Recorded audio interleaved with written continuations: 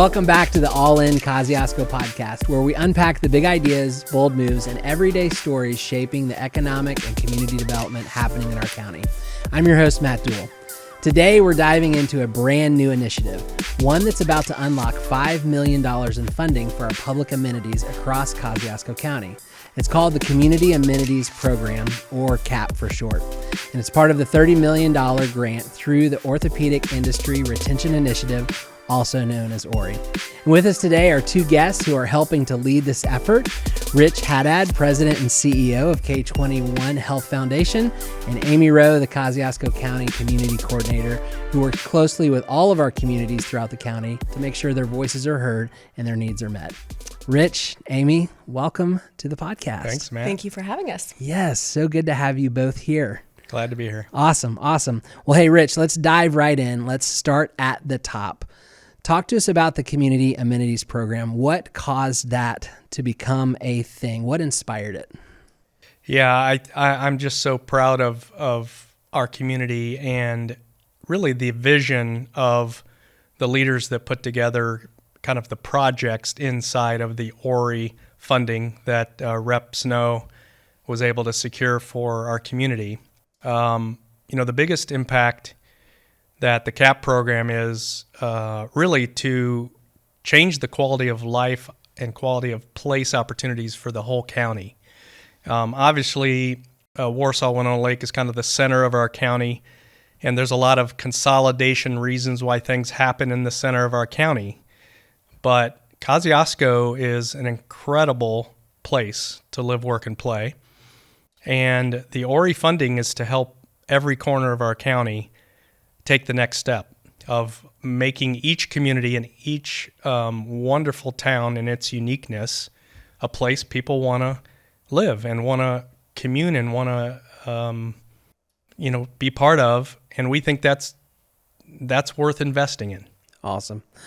So $5 million, that's a big number. There's a lot that can happen there, a lot of impact. What kinds of projects are you hoping to see the communities come forward with out of this fund? Yeah, I hope people can really appreciate, again, that sort of commitment that's being made out of the OIRI funding. I'm a math finance guy, so of the funding we've received to use, this is almost 20% is to be pushed out into quality of place improvement throughout the county. Our hopes are, and obviously the OIRI funding had the focus on retaining and growing the orthopedic industry.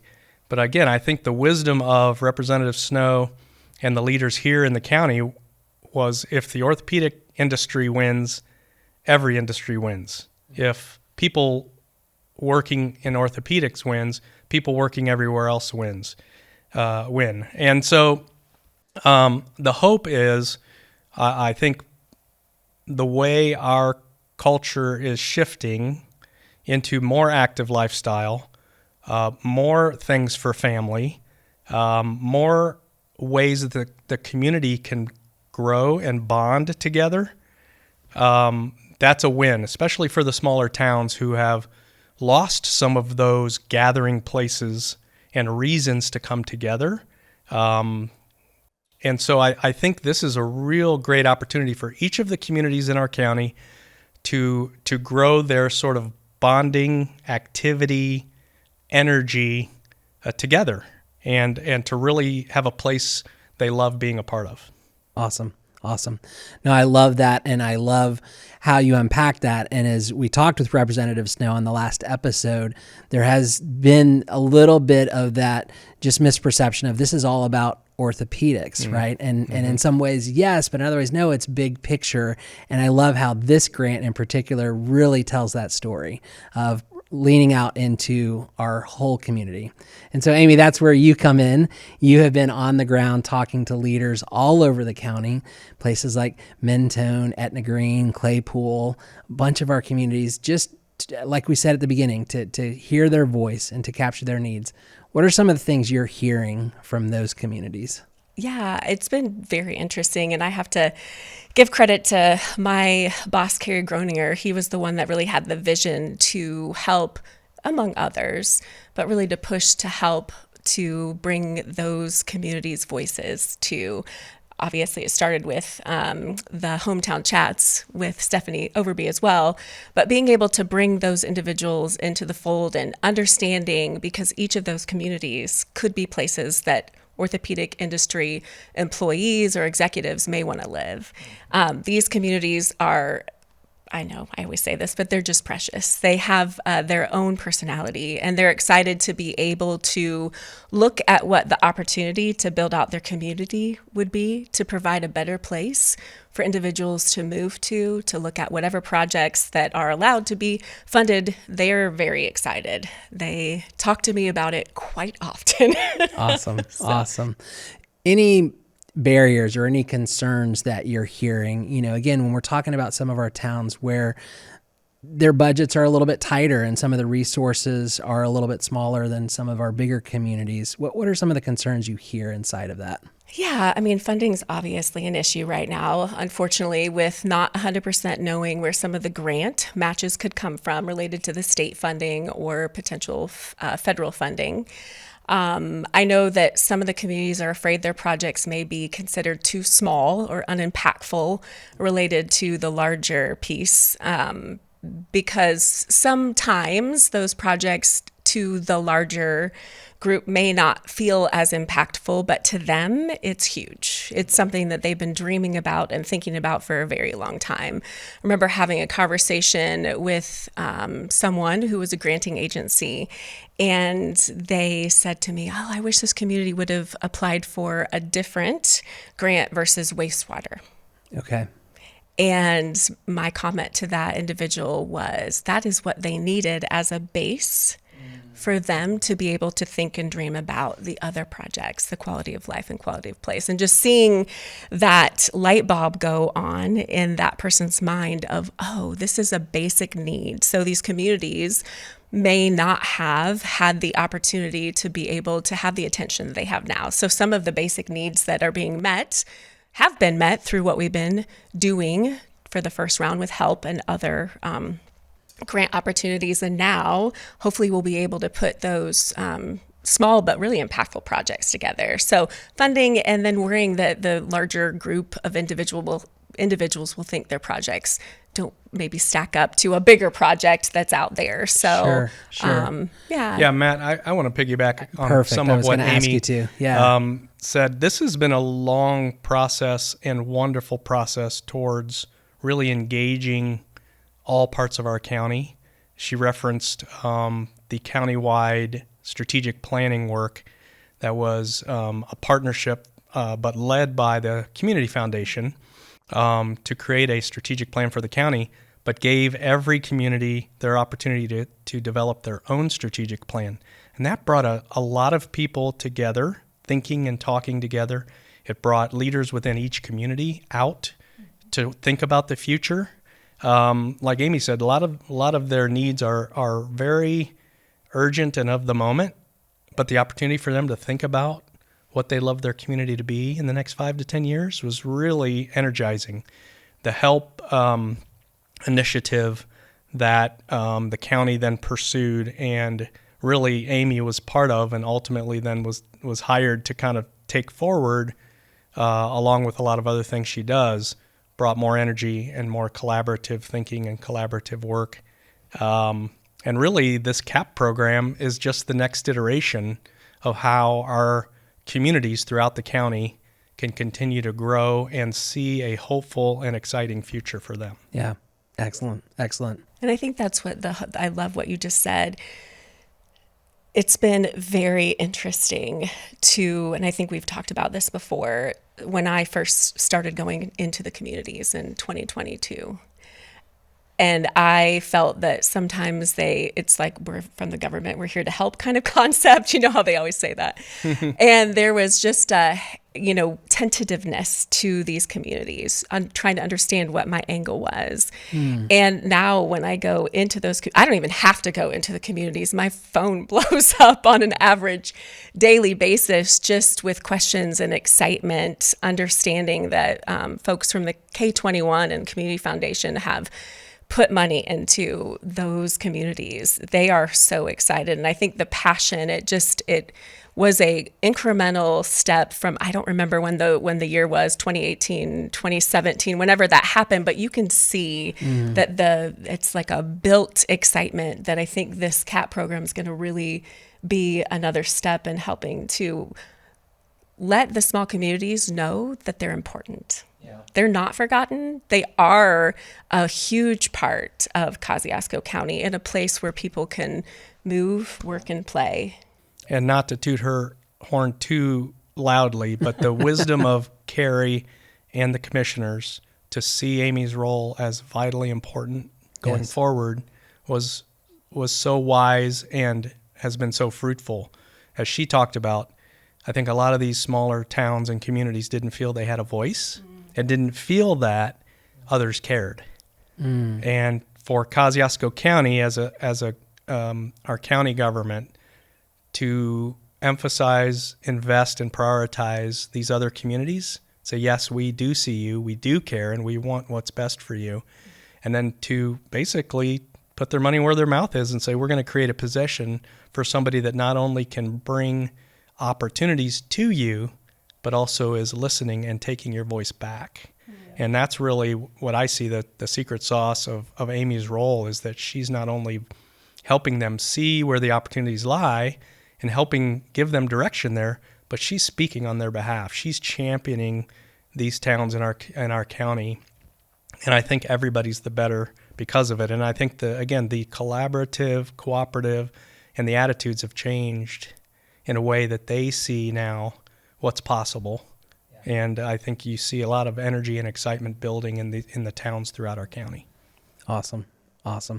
So let's shift for a moment and just talk a little bit about the process when it comes to CAP. How is this going to work? How does a municipality or a nonprofit basically throw their name in the hat to say, hey, we want an opportunity to be a part of this funding? What does that look like? Yeah, one of the probably reasons I'm sitting here is our board saw this as an opportunity to take what we already do and to be able to provide, I would say, the infrastructure and the administrative firepower to carry this CAP program out. And so technically, K21 Health Foundation is in an agreement, a contractual relationship with OrthoWorks to carry out the CAP program as they've defined it and its purpose. And so what it'll look like is a lot of similarities to if you wanted to apply for a K21 grant.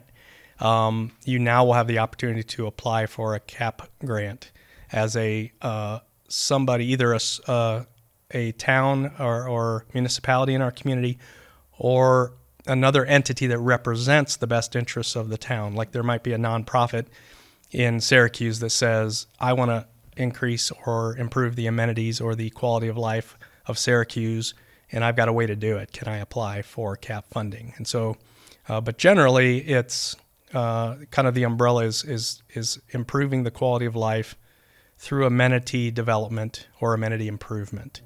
And so it'll be a similar program where our board will have a subcommittee made up of community leaders that are going to review these applications as they come in, and essentially make a final recommendation up to our board to approve or some form of a decision point. So K21 acts as kind of the contractual responsibility for the CAP program, kind of final approval or say as the OrthoWorks organization provides the funding into our foundation. Yeah. But you'll see a lot of similarities to applying at the community foundation or K21. It's basically now another opportunity for quality of life to be improved in our county. And so the expectation with the grant is that it would be matched, right? So if you come in with a project and you ask for a certain amount of money, you are then going to match that money through your community, through private means. Talk a little bit about that. Right. So the I would say the applicant, whether it be a town council or a related organization, they're going to have to come with a plan where the CAP program can provide up to 50% of that project's plan or project cost. So there is work that has to be done. Are there other funds available within the town? Can the town pursue other sources privately or otherwise to essentially solve the other half of the equation of this project. And so the CAP program's here to go, look, we've got the other half potentially, if you can plan and develop your half of the cost of this program or project. So there's kind of a 50% limit to the CAP program funding. These projects can be pretty large. You can apply for up to $500,000 out of the CAP program. So I think the intent is we want to do big things and meaningful things, but there is definitely skin in the game when it comes to planning out and figuring out maybe the other half of the funding, formula, so to speak. Sure. Okay, so we've touched on it just a little bit, but when we think about this amenities program, let's talk a little bit about what is an amenity and maybe what's not. Yeah, this is where it kind of connects a lot with K21's work. And, to me, amenity in any community is an opportunity to experience something active or something together, whether that's as a family or as couples or multiple people, gathering places. So it's a lot of, I would say, public places to experience life or living. Some examples of that would be trails, playgrounds, athletic fields, where people are gathering, experiencing things together. A lot of a community center would be a good idea, where multiple meetings, clubs can meet. Maybe there's a gym there where you can have activity. That's a lot of times in some of these smaller communities, that's what a school used to represent. It was just kind of the collective place for a community to really gather and experience life together. And so I think in a lot of smaller communities where those schools have gone away, a community center would kind of fill a lot of those same quality of life and amenity elements that maybe the school used to. So I think it's a lot of those sort of ways where people can just experience life outside of work and home in a public setting, if that makes sense. It does. Any thoughts, Amy, on maybe what it's not? Yeah, so I know Lucas had put a great list together, but I would say, and I know the communities are going to hate this, but personal businesses probably can't apply. That's not something, whether it's a blighted building or maybe some renovations on a business. There are other programs we can help move that forward, a restaurant, personal families applying, those different, pieces. So I think it's really focused less on the maybe business side of things, right, or maybe the blighted side of things, and really more building up those outside or community spaces. Yeah, individual needs or opportunities, private business, restaurants, retail, those are other opportunities that need to be pursued. This no is really sidewalks unless it's related to a trail potentially, right. So it's more of a public good would be kind of your starting point. What's going to help our community in what they get to experience as far as how they live or how they're active, the things they get to do. Maybe that's a good way to say it. You through your career with K21, you've reviewed a lot of grant applications. When you think about the CAP program, what makes for a good application? What would your advice be to, maybe one of the towns or nonprofits leaning in saying, hey, this would make a great application? Yeah, for the most part, it's understanding the purpose of the CAP program so that you can clearly draw those connections. Again, you think about amenities, quality of place, think about the public within your community benefiting and really having value added to their life experience in your community. So it's making that connection clearly, and then it's doing your homework. Again, it's more difficult for a program to fund when it's an idea versus a plan. So, for instance, if you want to add a new playground into your community, go out and get a quote from a playground designer, right? That can put together the plan for you. Maybe show some pictures so that the committee can see what you're not just see it in numbers, but see it visually. And then again, you have to think through the other half of how that funding is going to come about. Even if you haven't secured it, you need to have a plan of where we think we can get the other half of that funding. So I think it's maybe doing that work of planning prior to hitting that application button, because at that point the committee wants to be able to say yes. But if there's too much unknown or yet to be determined, it would be hard for them to kind of give you the green light to get going. Okay, that's great. So Amy, for somebody who is interested, but maybe they're just a little overwhelmed, like they feel like, can we take this on? What would your advice be to them? Yeah, so that was one of the things I was going to talk to the gentleman about, just looking at, I like to think ahead. I like to be prepared and plan ahead. So I've already thought through some ways that potentially we could help the small communities to be intentional. I think that's one of the pieces, is reaching out to me, to call, to be able to sit down.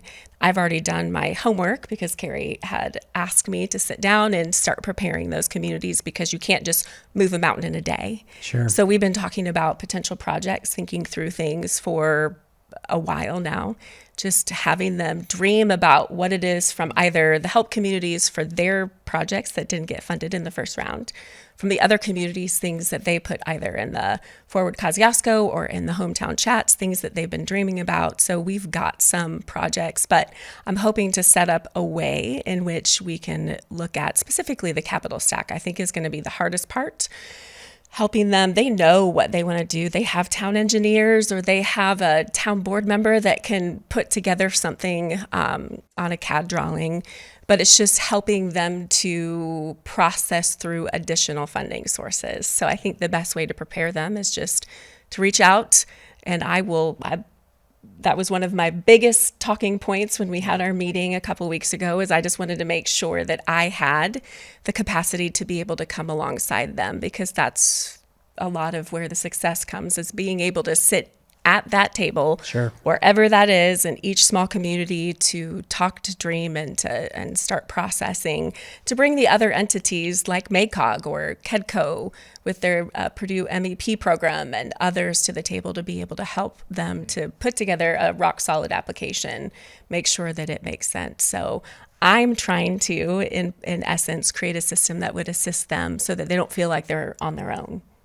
Yeah, and I think that's hugely valuable, because again, it's where are the places we can turn to kind of build that plan out. Amy just mentioned several organizations, whether it's local or regional, they want to help, right? They want to lean in and provide some of the resources and some of the knowledge that they have.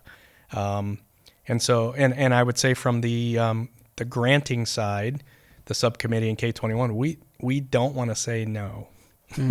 Right? Yeah. There's a responsibility sure, that we have to make sure this money's deployed well, and that it's going to make a difference. What's going to happen is what we say it's going to happen. But funders are in the business of saying yes. Like as a K21, our job is to grant make, not grant deny. Yes. Right? And the same thing with the CAP program.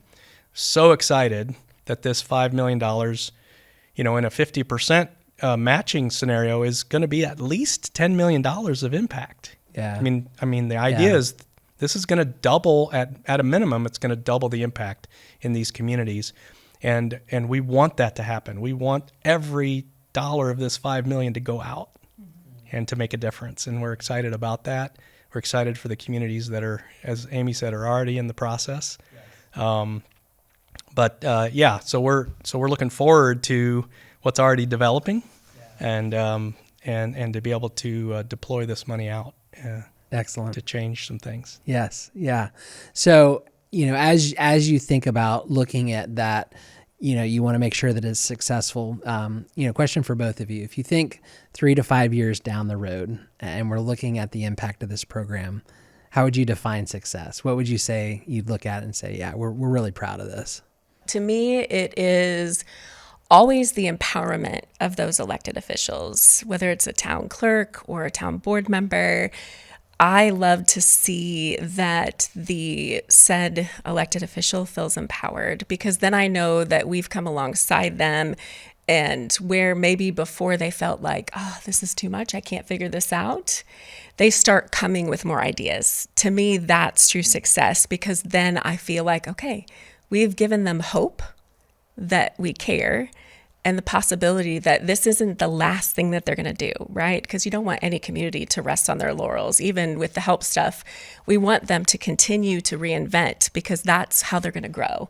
So to me, success looks at completed projects always, Sure, right? sure. But then the empowerment, the hope that they will do something, the feeling that they can, and that they're able to do something. I think that shows to me true success, because we've empowered them to solve their own problems, to ask good questions, and to be able to dream about the next step and to build upon whatever that looks like for them.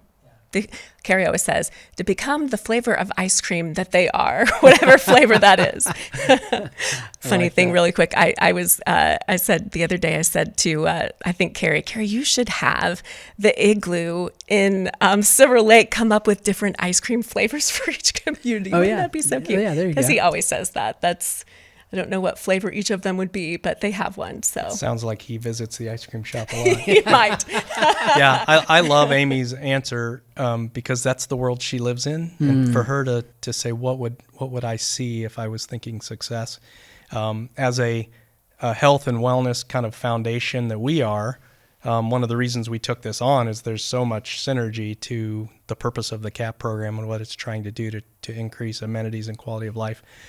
When you ask that question to me, is seeing a ton of adults standing around whatever amenity was created, laughing, talking, caring for each other while the kids are playing.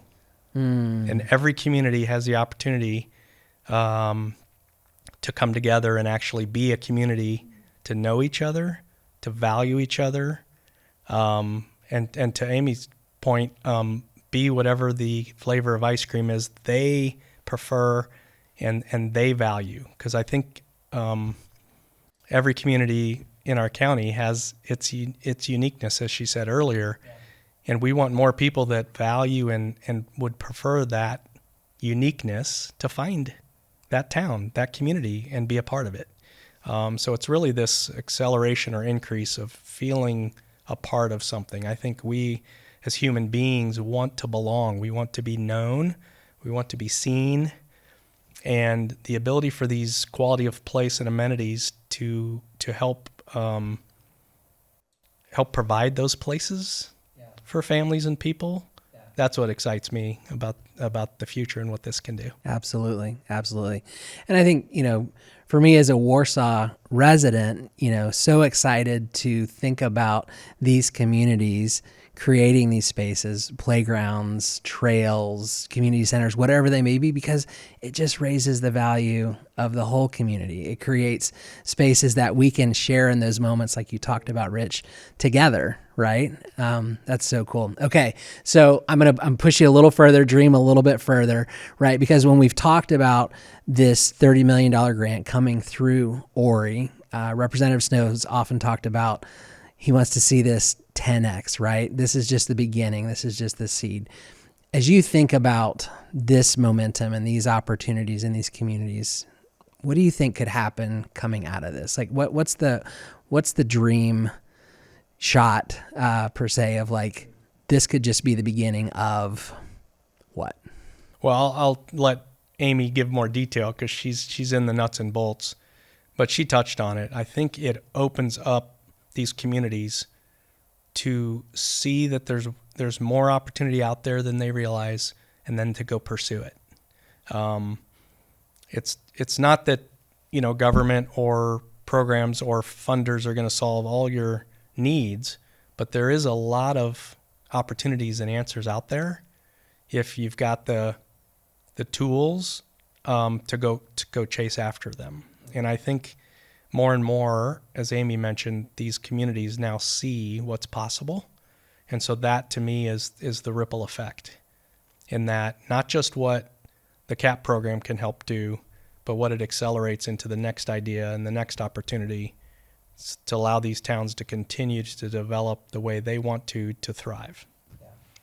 Yeah, I think that it's interesting sitting here listening to Rich and just thinking about some of the other initiatives. So I think about the small communities. Many of them, like I talked about earlier, are having to do wastewater and water projects because that's huge, right? So dreaming about the possibility of taking care of those needs, because if they want any opportunity to grow, they have to be able to provide water and wastewater to families.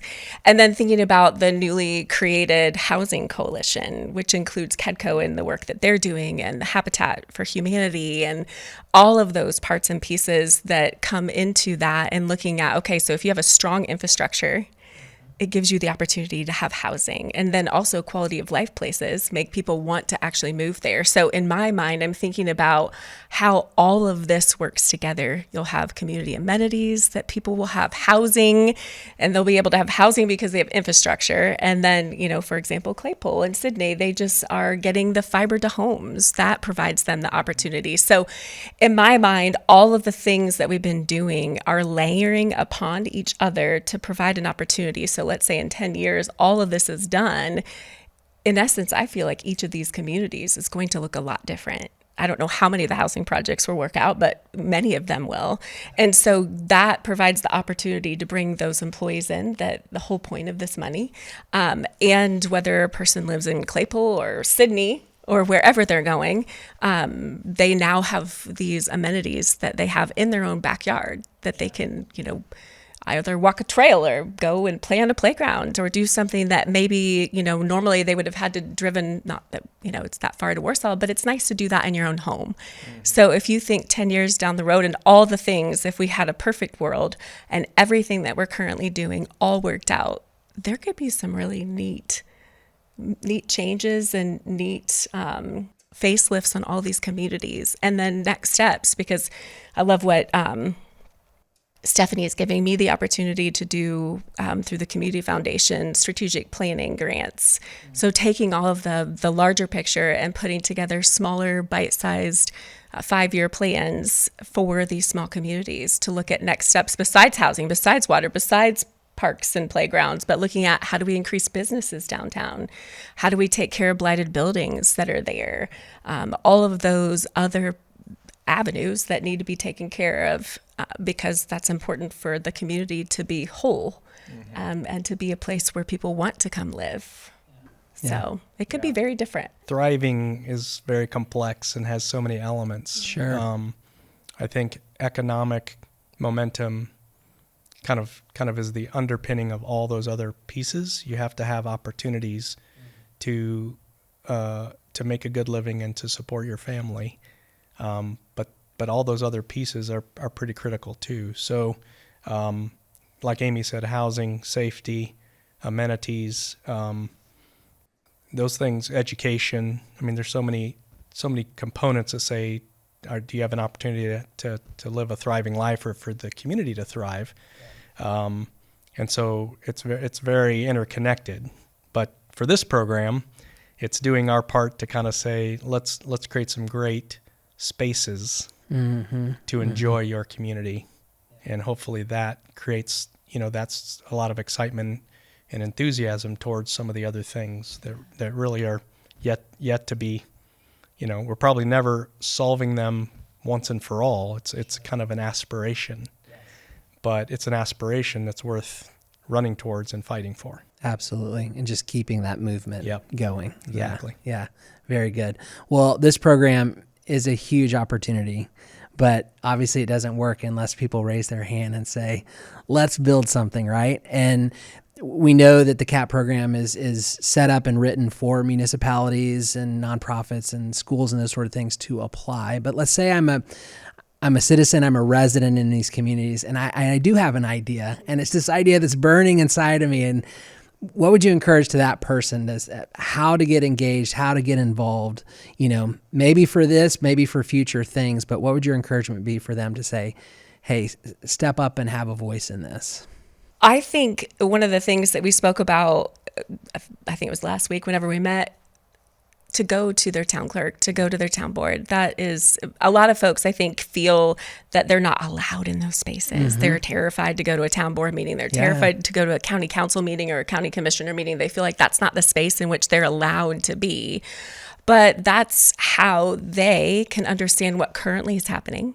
And then also to share their ideas and opinions. They may get put to work. So I could see a Trisha Gall or a, Myra Mast or someone saying, hey, that's a great idea. You want to lead a committee to be able to make that happen. So, but I think that's where you start, because that's where the energy and excitement is. There are also nonprofits that they could go and speak to, whether it be Syracuse Wawasee Trails or the Wagon Wheel, some of these others where there may be an idea that somebody is just waiting for a person to lead the idea. They may have already had that idea, but staff is limited, volunteers are limited, and they're just waiting for that person to show up. So if somebody has a great idea, they should go and try to share that, plug in, see where they can put the energy, because that's the hard part, is finding the energy to be able to move some of these great ideas forward. And if they can find a good team, they could really make things happen. Yeah, I would say, just to reiterate, there's a lot of people that have good ideas, and where do they turn? There's a lot of nonprofit organizations doing good work. And I would say those in elected positions, if you think that's easy, you should show up and see the responsibility and work they have. And so they're doing that because they love their community. Yeah. And that's the place. Ultimately, these towns, I think the ideas, the organizations, the town needs to say, yeah, we want that too, right? And not that the town council has to do it all, but I think they have to see and endorse those ideas to move them forward. It has to be something where the community kind of collectively say, yeah, that we want that, and let's figure out how to get it done. Gives it the greatest chance for success, I right? think so. Yeah, I think so. Yeah, absolutely. Well, thank you both so much for your time, for joining us today. As we wrap this up, any final thoughts as we think about the Community Amenities Program? Well, I would say that there are so many people, there's so many organizations, there's so much momentum that wants the entire county to succeed. It's easy to get cynical or competitive when it comes to where are things happening, who gets the money, and that can happen at every level, right? Indiana can feel slighted in our country because we're just humble Hoosiers, right? Northern Indiana can feel slighted that Indianapolis gets all the attention. We regionally in Kosciusko can feel slighted because Fort Wayne gets all the attention, right? And I don't want the towns, the communities in our county, but it's easy for them to go, well, Warsaw-Winona Lake gets all the attention. The entire county needs to succeed, and every person in this county matters. And I think this Community Amenities Program really is to say we're serious about that.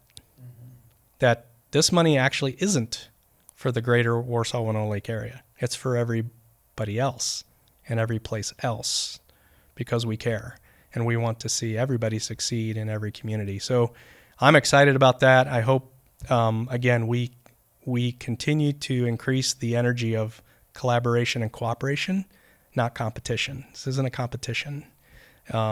We want every community to see its best future. And I'm excited about how these funds are going to help do that. I am just so grateful to Representative Snow for fighting hard to make this money possible, and then for individuals on that core team who really see the value of these small communities so that they could put something together such as this. This is just, I think, a very brilliant next step. Carrie always was speaking about this HELP 2.0. What would that look like? Well, somewhat this is that, if you will. But I think that the brilliance of being able to put the energy and time into these individuals to empower them, that is something that's going to really change the destiny of Kosciusko County. And then for K21 to step up to the plate and say, hey, we'll figure out how to make all this happen. I mean, the devil's in the details, so many details to work out. And I think that that's very brave of them to be able to jump out there and say, hey, we're going to figure this out, make it happen. So it's really a testimony to the brilliance of entrepreneurship in this county. And that's why things are so successful. And I'm super grateful to be a part of this and to see what the future would look like, because people have been working hard, elected officials have been working hard, and everybody's been trying to figure out what we can do to make this be successful. So I think it's going to be really exciting. I love it. Well, Amy, thank you for the work you're doing and the ways you're helping to raise these communities up for us. And Rich, thank you and K21 for the work you all are doing, the ways you've stepped up to help lead this initiative. So, hey, if you are part of a town council, a nonprofit, a school, or just a passionate citizen with an idea for your town, here's what to do next. Go to All In Kosciusko website, which is allinkosciusko.com, and check out the community amenities section. You'll follow the link to the K21 grant application, submit your letter of intent to start the process, and then someone from the CAP grant committee will be in touch regarding the next steps. This is more about bricks and mortar. It's about building connection, belonging, and pride across Kosciusko County. So what does it mean to be all in? It means showing up, dreaming big, and helping to create a place that we all want to call home. Rich, Amy, thanks again for joining us today. Appreciate you both. And thank you all for listening and tuning in. Make sure to subscribe to the podcast, and we'll see you next time on All In Kosciusko.